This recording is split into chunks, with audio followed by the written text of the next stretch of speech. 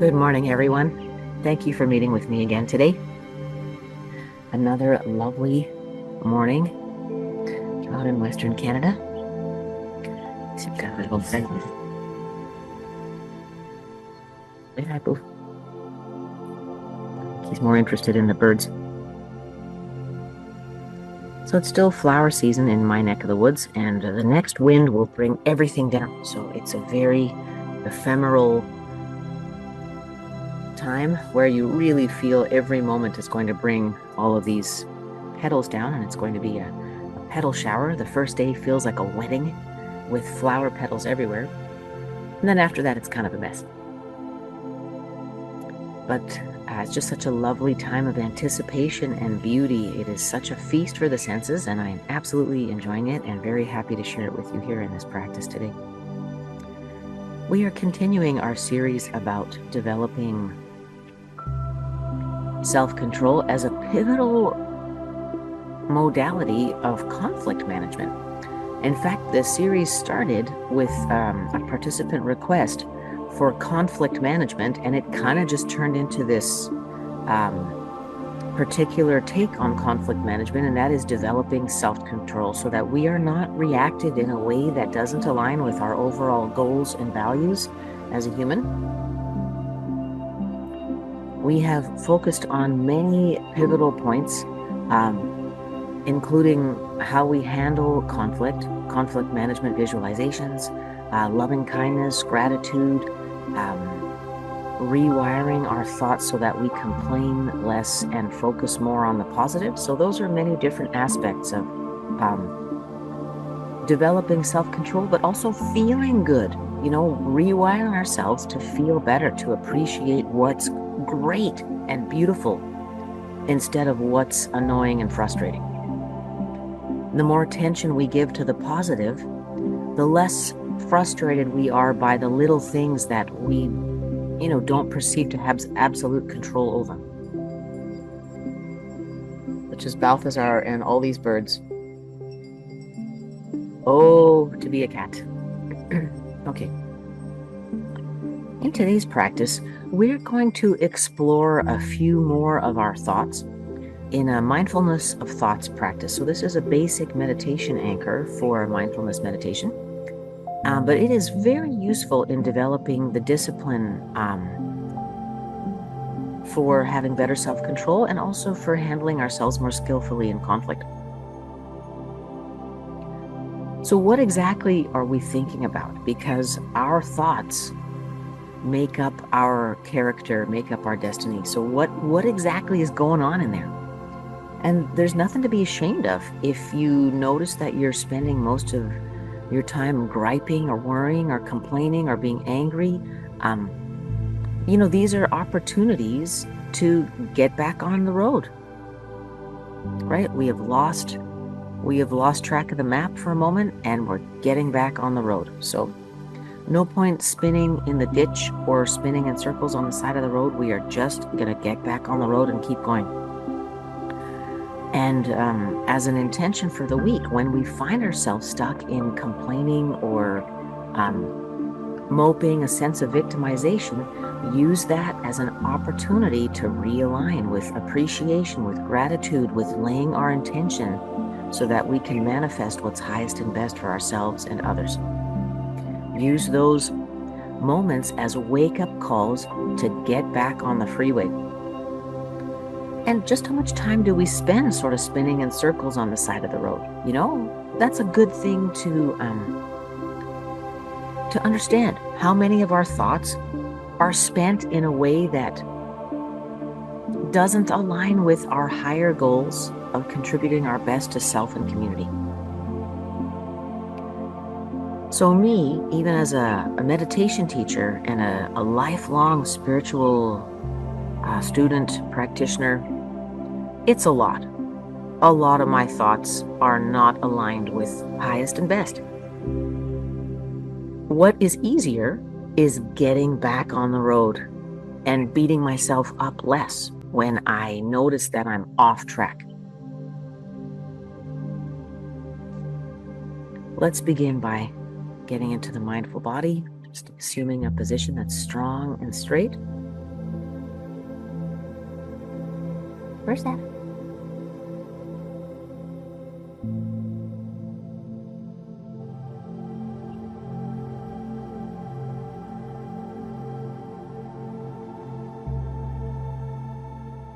Hang on, you continue with that for a moment. I have to go let other cat out. We're going to have frustrated meows this whole practice.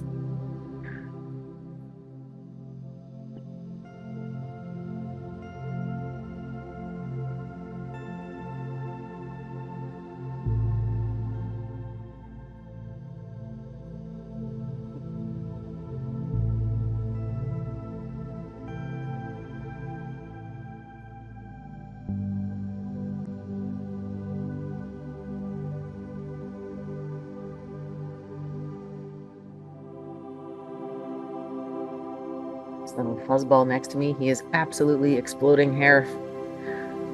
Better out than in. Just noticing how wonderful it is to stretch up the spine strong and straight. Flexing the shoulders back. Scapula J is what Bogey, an instructor I take some training classes with. That's what she calls it.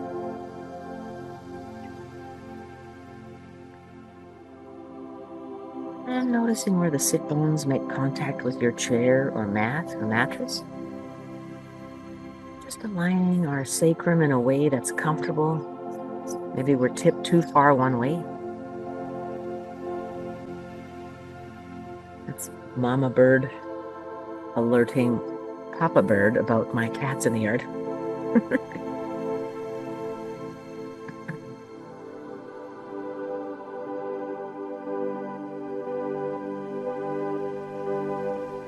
Noticing where our feet make contact with the floor. Now sending our awareness back up the body, through the calves and knees, and stopping anywhere we need to for a couple deep breaths if you've got a place that's stiff or sore. Noticing the body with gratitude and wonder.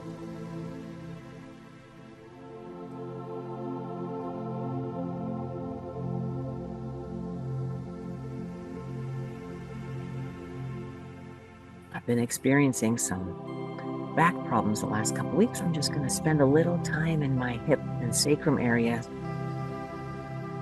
just breathing deeply to expand my torso and exhaling.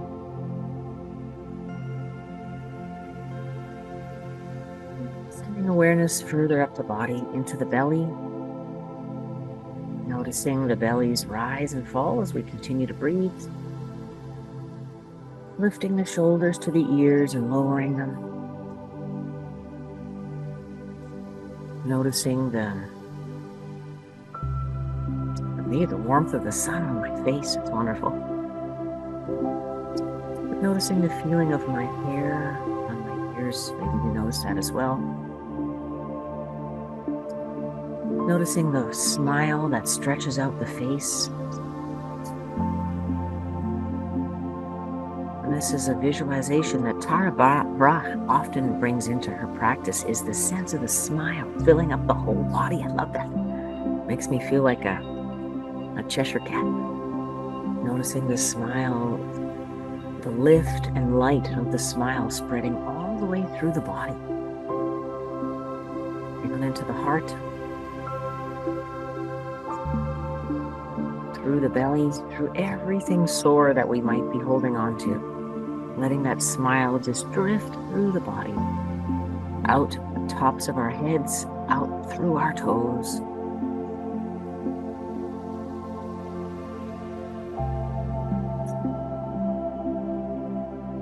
And as we continue to sit in practice,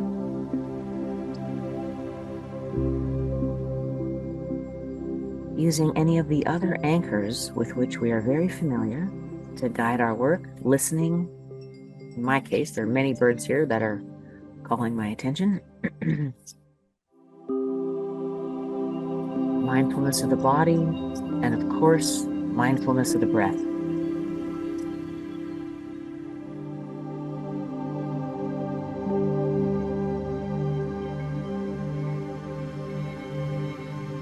noticing the rise and fall of the chest as we inhale and exhale.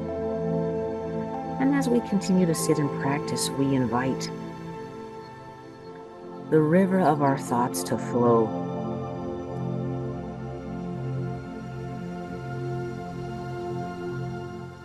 Imagine the thoughts approaching as a strong, steady current, while we wait on the bank, watching, enjoying, separated by a little bit of distance. You're minding the gap here.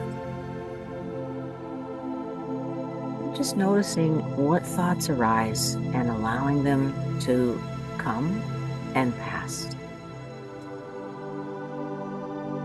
And as we continue our practice, sort of cataloging these thoughts, the one thing I'd like us to observe is how many of the thoughts are the same.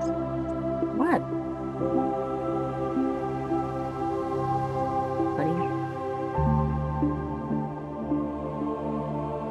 How many of the thoughts share about the same flavor of intensity, emotion? Different shades of planning, different shades of worry, of anger, of feeling unworthy, of feeling victimization, exhaustion, feeling like things aren't fair.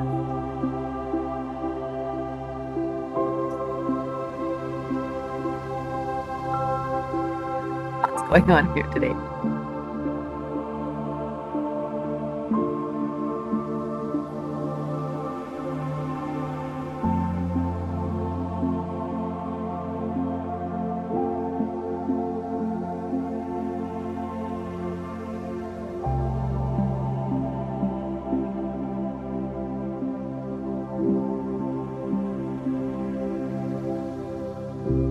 Perhaps you're able to call to mind the main thought boat, is what I will call it, this thought boat that floats on this river, that you woke up with today. Was it a feeling of anticipation, of worry, too much to do, not enough time, can't get it all done, can't get ready for the week? How am I going to get this all done?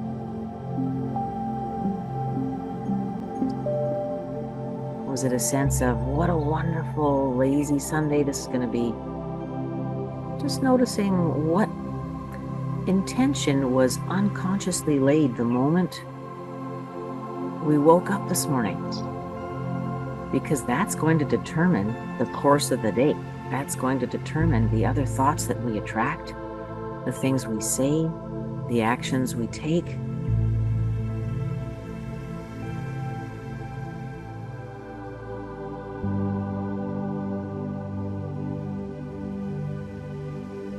We're not happy with that first intention we laid this morning. Let's get back on the highway.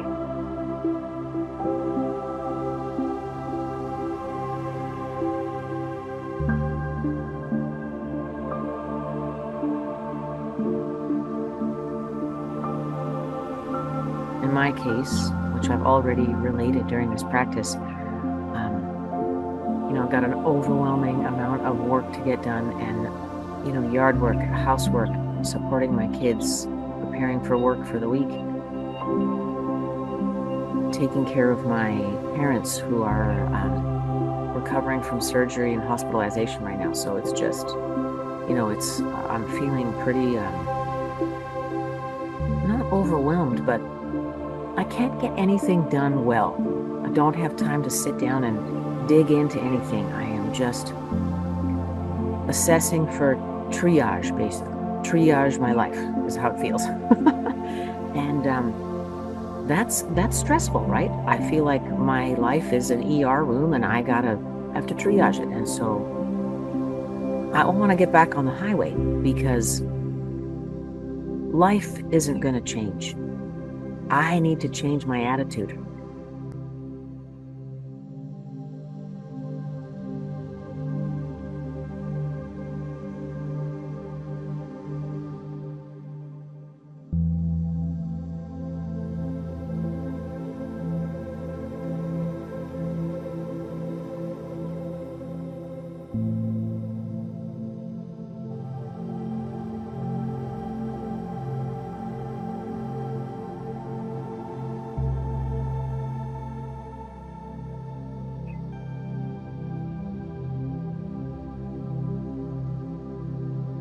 Continuing to inhale and exhale, noticing the thoughts that pass.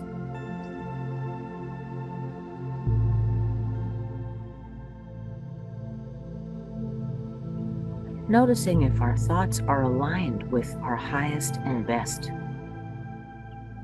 As a human, giving our highest and best to ourselves and others.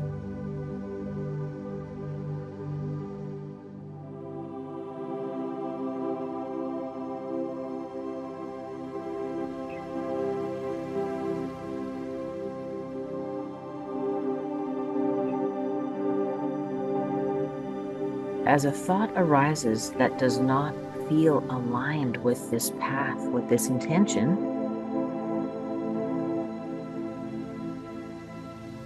observing how we can reframe the thought so that it is.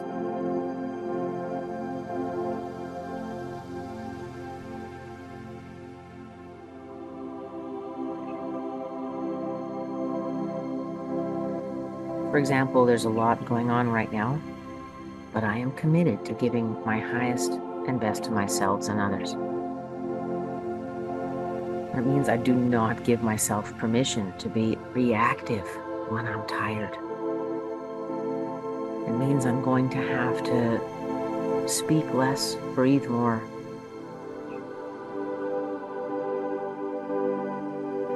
Slow down a little bit in the house.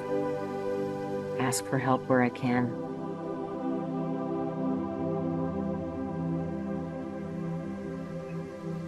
Observe where I may have perfectionist attitudes that are toxic.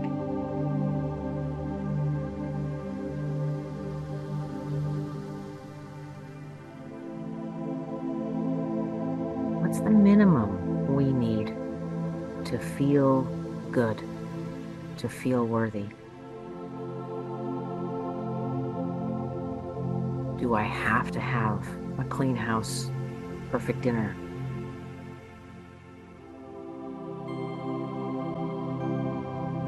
Be caught up with all my paperwork, clean the garage, get all the yard work done or else.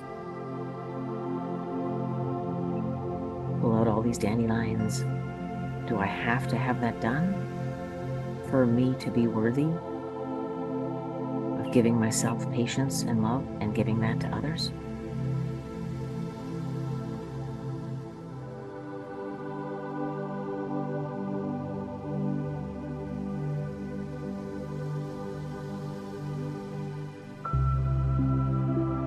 It is time to wrap up our 15-minute practice. We are a few minutes late, but we can't get sucked in. I invite you to continue this practice for longer if you like, because we are just scratching the surface of our thoughts and their alignment with our highest and best.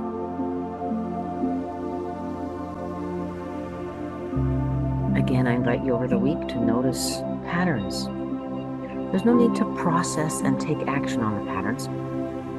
Just notice. A lot of our work can be done in the invisible without churning. So there's no need to kind of write and think and assess and analyze. Let's make this work a little bit easier. Let's trust that we can get it done in the invisible. Thank you for meeting with me today. Have a wonderful day. I look forward to seeing you next week.